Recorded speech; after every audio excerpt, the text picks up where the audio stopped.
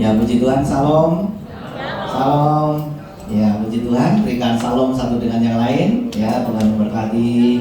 Ya, kita semua harus kenal, kita semua adalah saudara, kita semua adalah sahabat yang ada di tempat ini. Nah, puji Tuhan, kita mengucap syukur atas kebaikan Tuhan dan kemurahannya kita bisa melewati tahun ini sehingga kita bisa memasuki bulan yang baru, bulan yang kedua, ya, bulan Februari. Ya, di bulan Februari identik dengan namanya cinta kasih, ya, cinta kasih. Dan gereja Tuhan di bulan Februari tempat ini kita punya judul yaitu Tuhan Yesus sumber kasih yang sejati. Kita sebutkan sama-sama, 1, 2, 3 ya. Tuhan Yesus sumber kasih yang sejati. Jadi kita mau cari kasih di mana-mana tidak akan mendapatkan yang sejati. Ya, kasih suami ada batasnya. Suami bisa mengecewakan.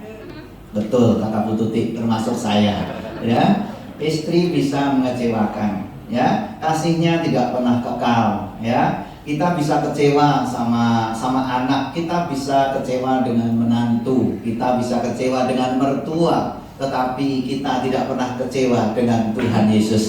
Karena kasihnya adalah kasih yang sempurna, kasihnya adalah kasih yang sejati. Oleh sebab itu kalau kita mau belajar kasih, harus belajar dari Tuhan Yesus. Nah, untuk minggu ini firman Tuhan saya kasih judul yaitu kasihnya memulihkan. Kita sebutkan sama-sama, 1, 2, 3 ya.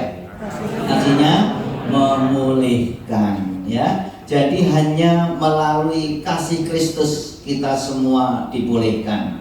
Karena dalam kondisi saat ini banyak keluarga-keluarga yang mulai ada yang mulai retak, bahkan ada yang kehilangan kasihnya. Seorang anak kehilangan kasih dari orang tua kehilangan kasih dari anak-anaknya, sehingga Tuhan katakan di dalam Maleakhi bahwa anak-anak akan kembali kepada papa-papanya dan papa-papanya akan kembali kepada anak-anaknya, kalau tidak bumi akan dimusnahkan. Ini menunjukkan bahwa di dunia ini banyak kita membutuhkan kasih. Nah, tanpa kasih kita, apa yang kita miliki semuanya sia-sia. Seberapapun rumah yang kita miliki, karena ada salah satu orang yang punya rumah bagus, rumahnya megah, rumahnya besar.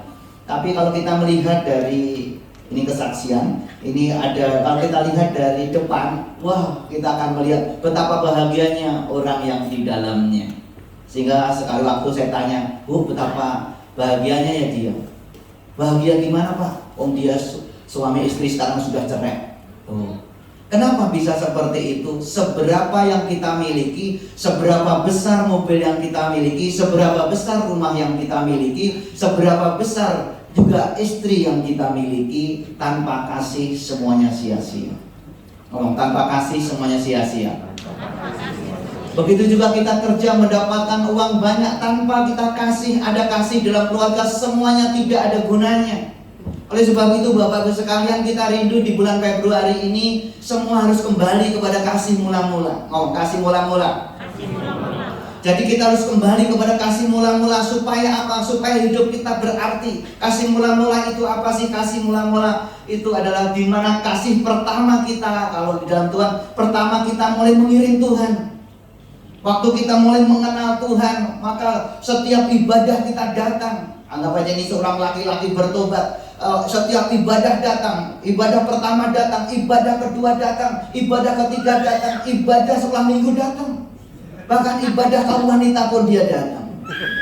Kenapa? Kasihnya menggebu-gebu, kasih mula-mula, kasih yang selalu menggebu-gebu. Dan begitu juga kasih kepada istri, kepada anak kita. Kalau kita kepada istri, dulu kita kasih mula-mula gimana ya, Ma? Ya, kasih mula-mula dulu, itu harus ditumbuhkan. Kalau enggak, kebanyakan kasih sudah mulai luntur, kasih sudah mulai hilang. Nah, kasih mula-mula, kalau saya dulu waktu sama Ibu Tuti, kalau katanya Bu Tuti sih, kalau saya sudah datang bawa motor, udah denger motor saya aja, ini udah deg-degan. Deg-degannya dok. Itu masih motornya, belum saya masuk. Kalau saya masuk pingsan. ada getaran yang luar biasa kasih itu. Nah, yang menjadi pertanyaan bagi kita, suami istri yang ada saat ini, masih adakah getaran dalam hatimu? Waktu aku lihat istrimu saat ini, apa getaran apa Pak? Udah tua. Dia aja pengen muntah saya Pak. Apalagi dia nggak pernah mandi. Nah, sekarang harus kita tumbuhkan kasih kita. Ngomong, saya tumbuhkan kasih saya. 1, 2, 3 ya. Sebab percuma kita hidup tanpa kasih. Ada 3 hal, yaitu pengharapan, iman, dan kasih, ya. Dan yang paling utama adalah kasih. Dan yang kita bawa kepada Tuhan juga kasih itu. Yang lain kita tinggalkan. Oleh sebab itu pastikan kita semua hari ini kasihnya memulihkan hidup kita. Ngomong sama-sama, kasih Yesus memulihkan saya. 1, 2, 3 ya. Nah, kita buka dalam Lukas 15 ayat 20 sampai 24. Kita baca sama-sama. 1, 2, 3 ya. Maka bangkitlah ia dan pergi kepada bapaknya. Ketika ia masih jauh, ayahnya telah melihatnya, lalu tergeraklah hatinya oleh belas kasihan. Ayahnya itu berlari mendapatkan dia, lalu merangkul dan mencium dia. Kata anak itu kepadanya, "Bapa, aku telah berdosa terhadap surga dan terhadap Bapa. Aku tidak layak lagi disebut anak Bapa." Tetapi ayah itu berkata kepada hamba-hambanya, "Lekaslah bawa kemari jubah yang terbaik, pakaikanlah itu kepadanya, dan kenakanlah cincin pada jarinya dan sepatu pada kakinya. Dan ambillah anak lembu tambun itu, sembelihlah dia, dan marilah kita makan dan bersukacita. Sebab anakku ini telah mati dan menjadi hidup kembali. Ia telah hilang dan didapat kembali, maka mulailah mereka bersukaria." Nah, saudara kasih dalam Tuhan, di dalam perikop ini, yaitu ditulis dengan judul adalah anak yang hilang. Kita sebutkan sama-sama, anak yang hilang. Anak yang hilang itu anak bungsu atau anak sulung? Anak bungsu atau anak sulung? Ya, bungsu, ya, bungsu. Sebetulnya yang hilang adalah dua-duanya. Yang bungsu juga hilang, yang sulung juga hilang. Jadi ini ceritanya seperti ini. Jadi ada seorang ayah mempunyai 2 anak laki-laki, yang sulung dan yang bungsu. Dan akhirnya yang bungsu akhirnya datang kepada bapaknya dan minta apa yang menjadi bagiannya. Dan akhirnya bapaknya memberikan bagiannya itu. Ya, dia minta warisan. Nah, saya garis bawahi di sini, ingat, kalau orang tua belum meninggal, jangan minta warisan. Itu akan menghancurkan orang tua. Ya, ada di panti jompo yang ada di Cengkareng, kurang lebih umur 80 tahun. Waktu saya datang ke sana, saya tanya, "Kenapa ibu ada di sini?" Dia belum menjawab, sudah menangis. Terus akhirnya singkat cerita, setelah menangis dia peluk saya dan dia katakan, "Pak, saya dulu punya rumah. Saya dulu cukup, tetapi akhirnya anak-anak saya minta warisan. Akhirnya rumah itu dijual, dan apa yang ada pada saya kita jual, akhirnya kita bagi. Setelah dibagi, mereka pergi masing-masing, dan akhirnya saya juga nggak punya, dan akhirnya saya ditinggalkan, dan akhirnya saya ada di panti jompo ini. Dan anaknya nggak pernah lihat lagi. Gara-gara apa? Warisan. Akhirnya di belakang, "Pak, saya nggak minta warisan kok, karena bapak saya nggak punya warisan." Ingat, tolong hari ini, kalau orang tua masih ada, jangan minta warisan. Siapa di sini minta warisan? Karena itu akan bermasalah. Itu akan bermasalah juga kepada anak-anaknya, biasanya berantem gara-gara warisan. Dan ini apa yang terjadi setelah itu? Akhirnya setelah dapat warisan, beberapa hari kemudian warisannya dijual, dan akhirnya dijual, dia punya banyak harta. Akhirnya firman berkatakan dia pergi ke kota yang jauh. Dan waktu dia pergi ke kota yang jauh, maka dia berfoya-foya menghabiskan semua kekayaannya itu. Dalam kondisi seperti itu, negeri yang dimana dia tinggal itu terjadi krisis ekonomi. Terjadi suatu kelaparan yang luar biasa. Dan waktu terjadi kelaparan luar biasa, dia makan aja susah. Maka dia bekerja kepada majikan, yaitu yang peternak babi. Singkat cerita, dia mau ngisi perutnya saja. Akhirnya sama teman-temannya yang menjaga babi, nggak boleh. Untuk ngisi makan babi ke perutnya saja, dia nggak bisa. Bahkan firman Tuhan katakan dia akhirnya sampai menjadi miskin Ingat, orang yang meninggalkan Tuhan, jangan harapkan engkau bahagia. Dan firman Tuhan katakan dia makin susah dan miskin. Ingat, orang yang meninggalkan Tuhan, jauh daripada Tuhan, hidupnya akan susah dan miskin. Tapi puji Tuhan, akhirnya dia ingat akan kasih Bapaknya. Dia mulai sadar, oh iya, di rumah Bapakku kan banyak karyawan, banyak mereka yang tenaga kerja yang kerja di Bapakku, dan mereka punya makanan yang melimpah-limpah. Aku akan kembali kepada Papa. Walaupun dalam kondisi seperti ini, aku akan kembali kepada Bapa. Dan dia juga berkata, Tuhan, aku telah berdosa kepada sorga, dan aku juga telah berdosa kepada Bapa. Dan apa yang dilakukan papanya waktu dia kembali? Tapi sebelumnya itu, ini adalah anak yang bungsu. Anak sulung pun juga sama, dia hilang. Walaupun dia bersama-sama dengan papanya di rumah, tetapi dia juga terhilang. Kadang-kadang kita juga tahu bahwa kita sudah ke gereja, kita sudah beribadah, tapi kadang-kadang kita juga terhilang karena tidak pernah merasakan kasih Bapa, tidak pernah bersyukur dengan keadaannya. Itu adalah orang-orang yang terhilang walaupun dia ada di dalam rumah Bapa. Oleh sebab itu, bagaimana sikap Bapa waktu menghadapi anak-anak yang terhilang ini? Bagaimana supaya kasihnya itu memulihkan hidup kita? Yang pertama adalah, baca sama-sama, 1, 2, 3 ya. Kasihnya menerima kembali. Firman Tuhan berkata, baca sama-sama, 1, 2, 3 ya.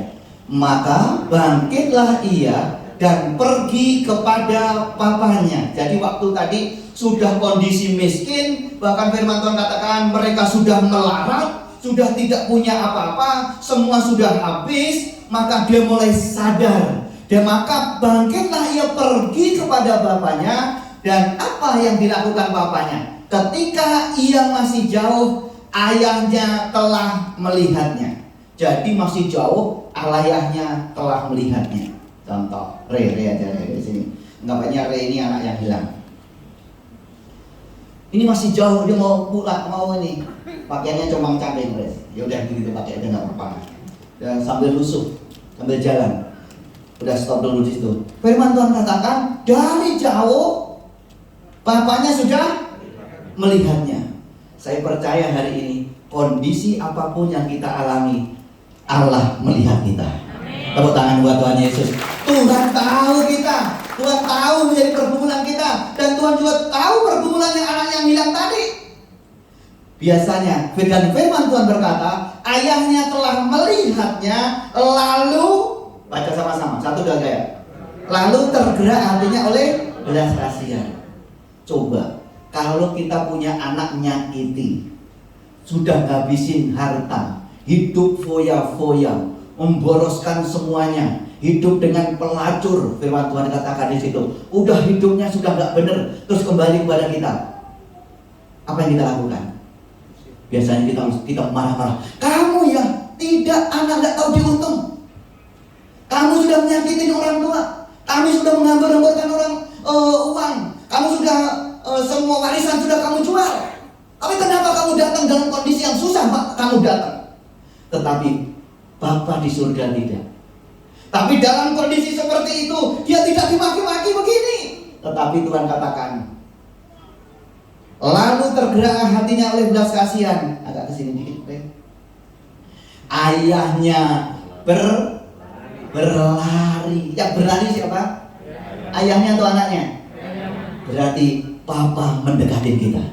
Bapa di surga mendekatin kita. Tepuk tangan buat Tuhan Yesus. Dan waktu dia berlari, tidak ngomelin dia, tetapi ada belas kasihan dan firman Tuhan, dia mendapatkan dia, akhirnya dia merangkul dia, dan akhirnya dia mencium. Berat kembali deh. Itulah kasih Bapa. Amin. Jadi walaupun kondisi waktu anak yang hilang tadi sudah berdosa, sudah menyakitin hati papanya, tetapi waktu dia datang, ingat, kasihnya menerima kembali. Tepuk tangan buat Tuhan Yesus. Hari ini, seberapa besar dosamu? Kita sudah menyakiti Tuhan dengan berbagai kehidupan kelakuan kita yang tidak benar. Kita sudah menyakiti Tuhan dengan berbagai cara.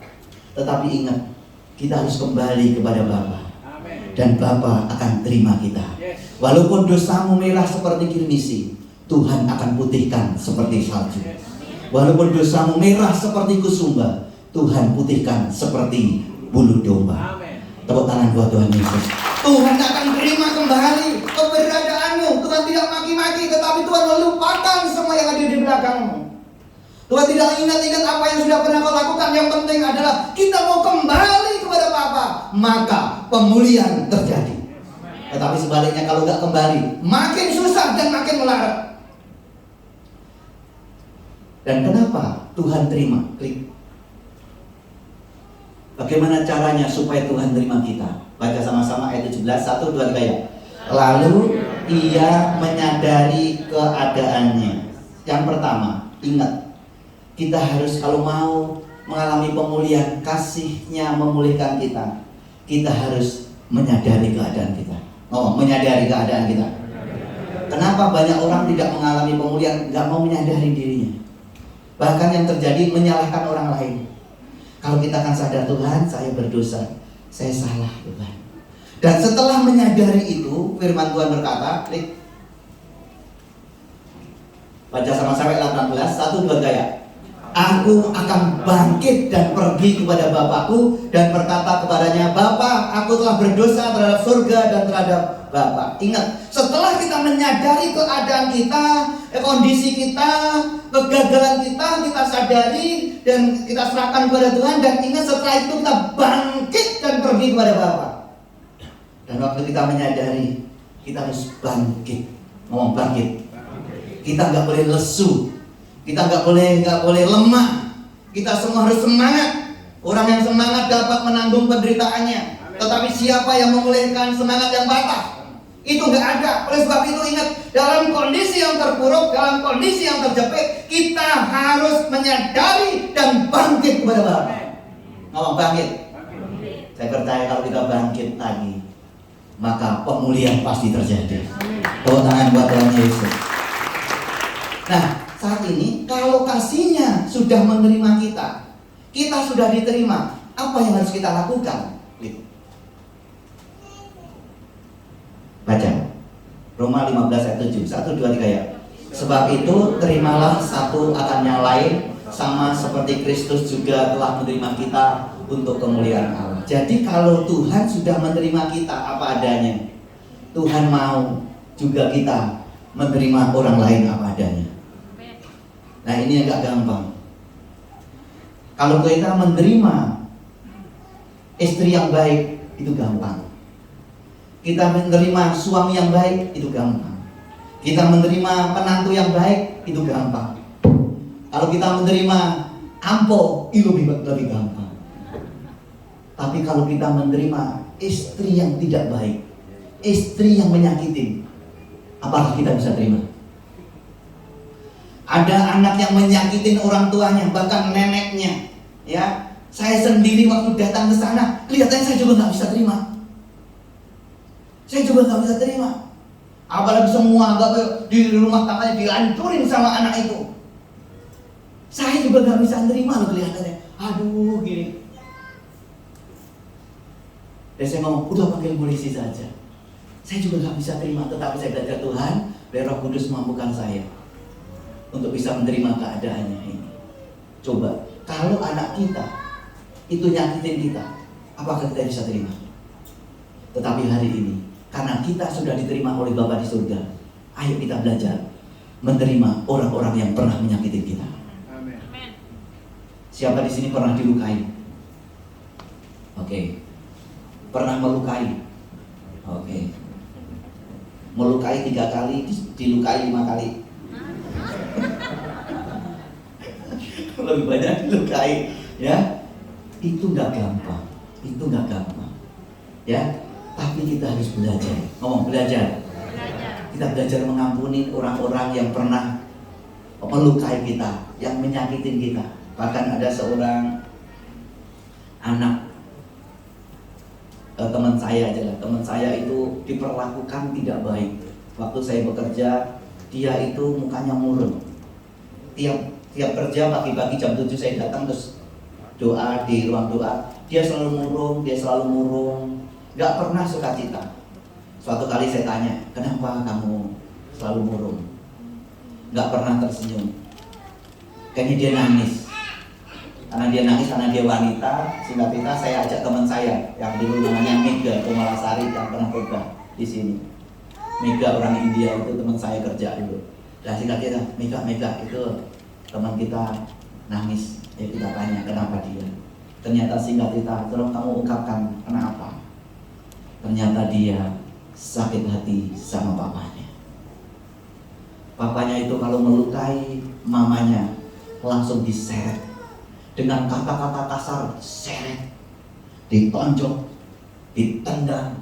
Dan waktu mendengar seperti itu, dia berkata, saya tidak mau menikah karena semua laki-laki sama.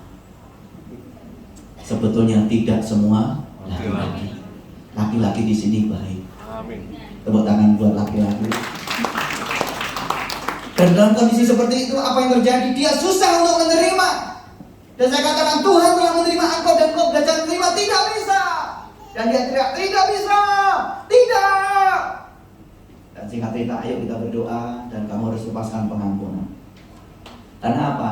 Waktu nggak kelas pengampunan, akhirnya saya tanya lagi, kamu katanya sakit? Iya, saya sakit. Sakit apa? Maaf, kanker payudara sudah stadium 4. Sakit penyakit, 80% sakit penyakit itu terjadi karena luka hati. Karena tidak mau bisa menerima keberadaan orang lain. Oleh sebab itu hari ini, tolong terimalah istrimu apa adanya. Amin. Biasanya kalau awal-awal masih mencintai, awal-awal nikah, cintanya membara-bara. Tapi kalau sudah benci, keselnya minta ampun. Saling menjelekin, saling memaki. Kalau sudah benci. Tetapi waktu cinta itu masih apa itu? Masih menggelora. Itu tai kucing pun rasa coklat. Tapi kalau sudah nggak ada, semuanya hilang. Semuanya hilang. Tapi hari ini ingat laki-laki, kalau engkau mau bahagia, tolong laki-laki angkat tangan. Kalau engkau bahagia, bahagiakanlah istrimu. Sebab kalau engkau menyakitin istrimu, engkau sedang menyakitin dirimu sendiri. Kalau di dalam keluarga sama-sama sakit, betapa sedihnya keluargamu. Gak ada kebahagiaan. Oleh sebab itu perlu yang namanya kasih mula-mula kembali. Seperti saya sama Ibu Tuti.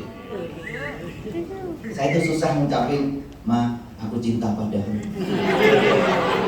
Itu susah.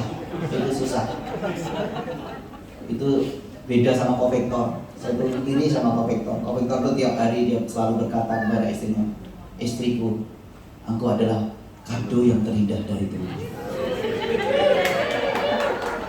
Kadang-kadang, tapi kok kadonya jadi modelnya begini? Ingat hari ini, kasih kita harus kita tumbuhkan kembali. Amin. Kita harus bisa terima. Bisa terima itu artinya apa? Klik dulu. Saling menerima artinya saling memahami. Tolong di dalam keluarga harus ada saling memahami. Jangan hanya minta dimengerti tetapi tidak pernah mau mengerti. Nah ini juga tidak akan terjadi pemulihan. Karena Tuhan sudah memilih kita, kasihnya telah menerima kita kembali. Belajarlah menerima dengan apa? Mau pahamilah keadaannya. Memang karakternya seperti itu. Anggapnya saya sama Bu Tuti kan. Karakter saya beda. Karakter saya pragmatis, Bu Tuti kolerik. Kolerik itu dominan. Saya ini hanya stabil. Wow, kalau saya nggak di dalam Tuhan, Bu Tuti ini saya itu DKI, di bawah ketiak istri. Karena apa? Dominan. Tapi dengan kasih itu, ya, akhirnya dia menerima, saya bisa menerima Bu Tuti. Awal tahun pernikahan, 5 tahun pernikahan pertama, saya nggak bahagia. Istri saya nggak bahagia, saya nggak bahagia. Kenapa? Saya belum bisa menerima. Kenapa saya punya istri begini? Akhirnya Bu Tuti juga sama. Kenapa saya milih begini? Jangan-jangan saya salah pilih ini. Kalau bisa saya tuker nih. Ingat kenapa? Gak bisa menerima. Tapi waktu saya bisa menerima. Dulu Bu Tuti, wah mukanya ini gak secantik sekarang. Hebat, Bu Tuti itu makin tua makin cantik. Amin. Kenapa saya belajar menerima dia? Belajar menerima. Jadi kalau kita belajar memahami, oh memang karakternya seperti itu, oh saya seperti ini, belajar memahami, enak loh. Kenapa banyak perpecahan gak bisa memahami? Terus saling membutuhkan, saling menopang, saling menghargai. Kalau di dalam keluarga, organisasi, kita lakukan ini, kita pasti diberkati Tuhan. Tepuk tangan buat Tuhan Yesus. Yang kedua, apa yang dilakukan Bapak waktu anaknya yang terhilang itu datang kembali? Yang kedua adalah kasihnya memberi sukacita. Sebutkan sama-sama, 1, 2, 3. Kasihnya memberi sukacita. Jadi tadi kasihnya yang memulihkan itu adalah kasihnya terima kembali apa keadaan kita, masa lalu kita, kesalahan terima. Dan begitu juga keluarga kita, tolong terima dulu. Waktu diterima, pulih. Kenapa banyak akhirnya memberontak? Nggak diterima. Akhirnya apa? Nggak akan pernah pulih. Justru pecah. Waktu diterima, kasihnya menerima. Kita menerima, pemulihan terjadi. Yang kedua adalah kasihnya memberi sukacita. Firman Tuhan berkata, baca sama-sama. 1, 2, 3 ya. Dan ambillah anak lembu tambun itu, sembelihlah dia, dan marilah kita makan dan bersuka cita. Bayangkan, ini anaknya yang sudah ngeselin, yang bikin sakit hati, foya-foya, habisin harta keluarga. Waktu datang, dipotongin kambing. Hebat bener, bukan kambing apa? Lembu, anak lembu yang kurus. Bukan katakan, oh dia datang pakai lembu aja, tapi yang kurus, supaya dia susah makannya, ya, supaya makan apa itu Tuhan saja. Tapi enggak, dia dibikin anak lembu yang tambun. Hebat banget. Ini menunjukkan bahwa kalau kita datang kepada Tuhan Yesus bersuka cita kita. Kalau tangan buat Tuhan Yesus, Tuhan bersuka cita, kita pun juga bersuka cita. Akhirnya berkat Tuhan dilimpahkan atas kita. Ayat 32, 1, 2, 3 ya. Kita patut bersukacita dan bergembira karena adikmu yang telah mati dan menjadi hidup kembali, ia telah hilang dan didapati kembali. Jadi Tuhan itu akan bersukacita kalau yang hilang itu ditemukan. Yang hilang akan ku cari, yang tersesat akan ku bawa pulang. Waktu mereka datang kembali, ingat jangan jauh daripada Tuhan. Waktu kita datang kembali, itu membuat sukacita surga. Amin. Nah, sukacita itu seperti apa sih? Apa yang Tuhan kerjakan dalam hidup kita yang buat sukacita? Baca sama-sama Lukas 4 ayat 18-19. 1, 2, 3 ya. Ia telah mengutus aku untuk pembebasan orang-orang tawanan. Jadi ingat, kita bersukacita karena kita sudah dibebaskan. Ngomong, saya dibebaskan. Itulah yang membuat bersukacita. Anak yang hilang tadi, ya, yang dulunya sedih, yang dulunya susah, akhirnya dia pulang walaupun dia dengan takut, tapi akhirnya setelah mengalami pembebasan, diterima, maka sukacita itu ada. Saat ini kalau kita segala ikatan yang mengikat kita, kebiasaan-kebiasaan buruk yang mengikat kita, ya kegagalan-kegagalan yang mengikat kita, kelihatannya kok kutuk, kemana saja kok gagal. Dan waktu Tuhan kasihnya itu datang kepada kita, kasihnya itu memberikan sukacita. Kasihnya itu akan melepaskan kita semua. Tepuk tangan buat Tuhan. Ikatan apapun hari ini, percayalah Tuhan akan lepaskan. Tolong lepaskan. Jadi kita ditawan oleh dosa, ya, dan penglihatan bagi orang yang buta, untuk membebaskan orang-orang yang tertindas, untuk memberikan tahun rahmat. Tuhan telah datang. Saya percaya kalau kita telah mendapatkan kasih Tuhan, tahun ini 2023 menjadi tahun rahmat buat kita semuanya. Tepuk tangan buat Tuhan Yesus. Rahmat adalah tahun berkat. Ya, ini butuhkan kasih Tuhan. Klik. Baca sama-sama. Oleh sebab itu, kalau kita sudah dibebaskan, kita mengalami sukacita, apa yang harus kita lakukan kepada orang lain? Baca 1, 2, 3 ya. Mari hadirkan Yesus dan pancarkan kasihnya di dalam setiap perjumpaan kita dengan sesama. Kalau kita sudah diterima dengan sukacita, ingat, bagikanlah sukacita itu pada orang lain. Amin. Kasih itu juga kita bagikan kepada orang lain. Hendaklah terangmu bercahaya di depan orang, supaya mereka melihat perbuatanmu yang baik dan memuliakan Bapamu yang di surga. Jadi waktu kita sudah dibebaskan, saya percaya mereka akan melihat hal-hal yang baik dalam kehidupan kita. Hal-hal yang baik bisa dilihat dari muka kita. Tolong lihat mukanya kiri kanannya, baik atau tidak. Ya, jadi kalau yang baik pasti akan jadi berkah. Amin. Ya, kita senyum saja itu jadi berkah. Contoh dulu, waktu saya baru kenal sama Bu Tuti, saya senyum saja, Bu Tuti sudah lepek-lepek. Nah, maksud saya adalah kalau ada sukacita itu enak hidup itu. Amin. Jadi berkah kita. Ya, kita senyum saja, masalah minimal 70% terselesaikan. Tapi kalau di luaran sana sendiri kita senyum, 70% masalah kembali. Karena senyum sendiri. Ya, oleh sebab itu harus ada sukacita. Oh, sukacita. Yang ketiga, apa yang dilakukan Bapak dalam kehidupan kita waktu anaknya kembali? Baca. Yang ketiga adalah kasihnya membawa keteduhan. 1, 2, 3 ya. Kasihnya membawa keteduhan. Ayat 28 baca sama-sama. 1, 2, 3 ya. Maka marahlah anak sulung itu dan ia tidak mau masuk, lalu ayahnya keluar dan berbicara kepadanya. Jadi waktu dia tahu bahwa adiknya pulang yang sudah memboroskan tadi, maka firman Tuhan katakan karena waktu itu dia ada di ladang pulang, waktu pulang akhirnya dia dengar suara-suara, ada nyanyian, ada tari-tarian. Akhirnya dia tanya kepada pelayan-pelayan, itu ada apa? Itu ada apa? Akhirnya dia katakan, itu adikmu telah datang. Akhirnya papa kamu sekarang sudah menyembelih anak lembu tambun. Akhirnya waktu dengar begitu dia marah. Dia kan sudah memboroskan dengan beliau pesta pora, memboroskan hartanya dengan pelacur-pelacur itu. Kenapa bapak menerima dia? Dan waktu dia mendengar anaknya disambut oleh bapaknya, firman Tuhan kata, maka marahlah anak sulung itu dan dia tidak mau masuk. Ngomong, marahlah. Jadi orang yang gampang marah itu juga terhilang. Siapa pernah marah? Saya juga pernah marah. Jadi marah yang di sini adalah, kalau firman Tuhan katakan, kalau engkau marah jangan sampai matahari terbenam. Ya, jangan sampai matahari terbenam, engkau belum padam amarahmu. Tapi bersyukur, apalagi ini mendung. Ya, akhirnya juga terbenam, kita marah terus. Bukan begitu, maksudnya cepat diselesaikan. Kalau marah yang dimaksud ini karena ada kebencian, yang dosa ini karena ada kebencian, pengen menghancurkan seseorang, marahnya itu. Ini adalah marah, ini adalah suatu kebiasaan yang sering marah-marah. Kalau sehari tidak marah itu badannya pegel. Ini adalah seperti ini, orang yang terhilang. Jadi orang yang gampang marah-marah itu sebetulnya walaupun dia ke gereja, sebetulnya mereka sedang terhilang.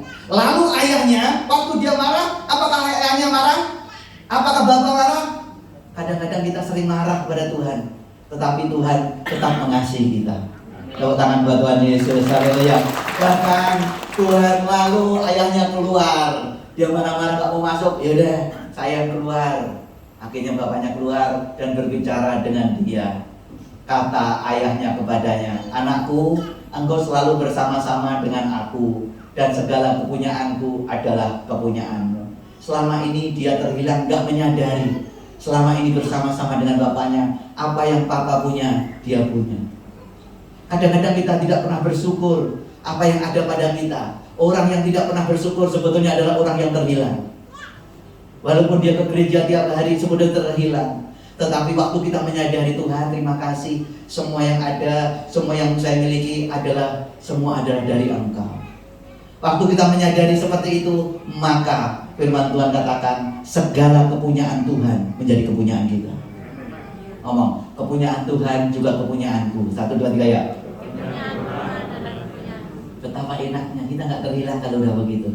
Jadi bapaknya tidak marah-marah juga di perhadapan dua anak yang sama-sama hilang, sama-sama bandel.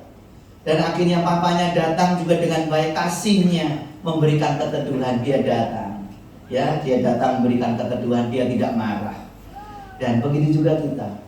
Kalau kasih itu memberikan keteduhan, mari kita juga memberi keteduhan buat orang lain. Amin. Firman Tuhan berkata, baca sama-sama, 1, 2, 3 ya. Jawaban yang lemah lembut meredakan kegeraman, tetapi perkataan yang pedas membangkitkan marah. Papanya tadi, anak yang sulung, dia datang marah-marah, papanya enggak marah. Tapi dia datang dengan baik. Segala kepunyaanku kan juga kepunyaanmu. Akhirnya kasih itu memberikan keteduhan. Ingat, kalau kita mengasihi istri kita, berikanlah keteduhan buat mereka. Kalau kita mengasihi anak-anak kita, berikanlah keteduhan buat mereka. Ingat, jawaban yang lemah lembut meredakan kegerangan, tetapi perkataan yang pedas. Ngomong perkataan yang pedas. Perkataan yang pedas itu gimana? Perkataan yang penuh dengan cabai. Jadi keluarnya pedas. Ngomong itu selalu melukai, ngomong sekali melukai, cuk, pedas. Nggak pernah ngomong, sekali ngomong pedas. Aduh, nyakitin. Itu orang yang seperti itu adalah orang yang terhilang. Orang yang nggak terhilang adalah perkataannya meneduhkan. Ngomong meneduhkan dengan jawaban yang lemah lembut. Lihat ini, orang yang marah-marah. Ada fotonya, siapa yang mirip? Kalau yang marah, tolong Bapak Ibu. Kalau istri marah, tolong difoto. Nanti kirim ke saya. Maksud saya begini, ingat, kita harus berkata yang baik. Klik dulu. Baca sama-sama, 1, 2, 3 ya. Janganlah ada perkataan kotor keluar dari mulutmu, pakailah perkataan yang baik untuk membangun di mana perlu, supaya mereka yang mendengarnya beroleh kasih karunia. Amin. Jadi ingat, perkataan kita yang meneduhkan lah. Jangan dikit-dikit ngamuk, dikit-dikit ngomongnya pedes, ngomongnya nyakitin. Coba yang pernah omongannya nyakitin, cuma nyakitin anaknya. Saya juga. Baik, apalagi dulu Bu Tuti sering kesaksian, Karis mana? Yang main keyboard. Wah, sering dihajar. Kamu gimana sih Karis? Kan belajarnya juga susah. Ya, belajarnya susah, akhirnya dikebukin. Akhirnya waktu di sekolah akhirnya dikebukin. Kamu gimana sih belajarnya begini? Ini membayar sekolah juga mahal. Akhirnya Karisnya menjawab, Ma, dengan nangis, Ma, nanti kalau gede semua biayanya saya kembalikan, Ma. Kadang-kadang kita marah. Nah, ini kesaksian lagi yang anak saya yang ketiga. Anak saya itu ikut neneknya di kampung, ya yang ketiga, sehingga tapi di waktu SMP kembali ke Jakarta. Ya, jadi ini setahun sama saya belum ada. Di SD sana itu grade-nya grade B, bukan A. Nah, jadi pelajarannya nggak terlalu bagus. Dan kesini harus masuk SMP yang grade A. Kita mikir, aduh Tuhan, ini gimana, apakah bisa ngikutin ya? Dan dia nggak mau belajar. Dan waktu nggak mau belajar, akhirnya kita sering ngomong, namanya Bena, kenapa kamu nggak belajar? Main HP. Di sini siapa yang anak sering main HP terus? Itu juga terhilang. Akhirnya bilang, Bena belajar, nggak belajar. Sampai jam 10 malam nggak belajar. Bahkan kalau ke gereja begini kan ikut saya sampai malam. Besoknya harus ujian, nggak belajar. Saya tanya di mobil, Ben, ujian berapa pelajaran? 3. Udah belajar? Belum. Besok belajarnya apa? Bahasa Inggris, matematika, bahasa Indonesia. Waduh, ini gimana? Sampai sekarang saya nggak tahu dia belajar. Tapi akhirnya kemarin semester pertama itu dia ambil. Nah, ini saya punya anak angkat. Ya, dia ngambil, ya. Ini ngambil. Akhirnya waktu diambil di sana, apa yang terjadi? Ternyata kan saya ngomong begini, Ben, kalau mau setelah itu saya memberikan ketuduhan dia. Saya juga jengkel sebetulnya. Saya juga jengkel, tiap hari juga teriak-teriak. Akhirnya waktu naik motor saya antar gitu, Ben, ayo kamu doa supaya pinter ya. Pertama-tama nggak mau doa, akhirnya dia doa. Doanya sebentar, langsung gitu. Kok doanya begitu? Akhirnya besok lagi doa Ben supaya pinter, minta pimpinan Tuhan, doa. Nah, singkat cerita akhirnya doa. Nah, doa diambil rapor, ternyata juara 1. Doa. Kamu juara dari mana? Terus akhirnya pulang-pulang saya tanya, Ben juara ya? Nggak tahu. Karena dia nggak pernah mengekspresikan. Mau nilainya berapa, 10 pun nggak pernah ngomong. Kalau mamanya nggak pernah lihat di tasnya itu. Ternyata tasnya itu dari 10 semua. Karena memang di kampung itu kelas 1 sampai kelas 6 dia juga juara 1 dan gak pernah mau belajar dan gak pernah les. Kan yang itu neneknya juga nggak bisa ngajarinnya gimana. Tapi jangan berarti di sini, oh ya kalau begitu saya juga nggak mau belajar deh. Itu cuma bisa juara 1, nggak boleh.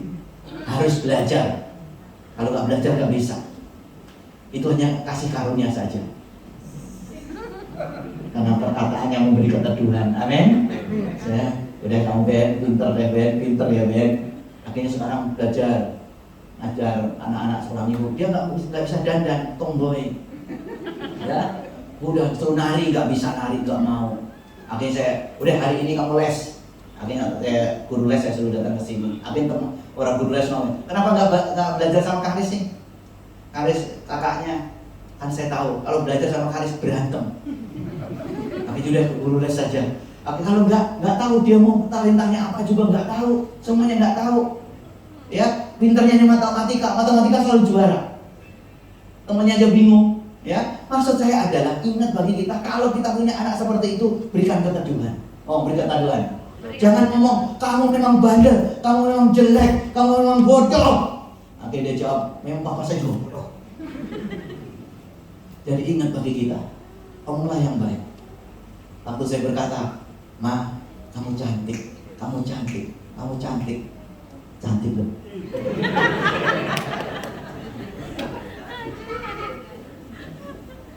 Kalau kita ngomong ke istri sudah jelek, ngomongnya jelek, makin jelek. Dan sebab itu kesimpulannya adalah mengapa pemulihan itu penting dalam kehidupan kita? Karena melalui pemulihan yang kita alami di dalam kasih Allah, maka kita akan menerima 3 hal. 1, baca sama-sama. Kasihnya menerima kembali. 2, kasihnya memberi sukacita. 3, kasihnya membawa keteduhan. Tepuk tangan buat Tuhan Yesus. Mari kita semua bangkit berdiri. Hamba Tuhan yang melayani perjamuan kudus, silakan maju ke depan. Terima kasih Roh Kudus, terima kasih Tuhan Yesus, Kau baik dan sangat baik. Saat ini yang membutuhkan kasih. Mungkin kasih-Mu mulai luntur, mungkin kasih-Mu mulai hambar. Baik hubungan suami istri, orang tua dan anak, menantu dan mertua. Kalau engkau seperti membutuhkan kasih dan engkau mau dipulihkan oleh Tuhan, angkat tanganmu dan saya mau berdoa. Di dalam nama Tuhan Yesus Kristus, Kau lihat anak-anak-Mu. Kami semua membutuhkan kasih-Mu Bapa. Karena tanpa kasih-Mu semua yang kita miliki percuma. Semuanya sia-sia dan tidak ada artinya. Oleh sebab itu turunkan kasih Allah, kasih yang sejati, kasih yang sempurna itu turun atas kami Bapa, di dalam nama Yesus Kristus. Sehingga hubungan suami istri, orang tua dan anak, menantu dan mertua, semuanya dipulihkan oleh Tuhan dalam nama Yesus. Kalau kami dipulihkan, maka janji dan berkat Tuhan juga dipulihkan dalam hidup kami. Turunkan tanganmu.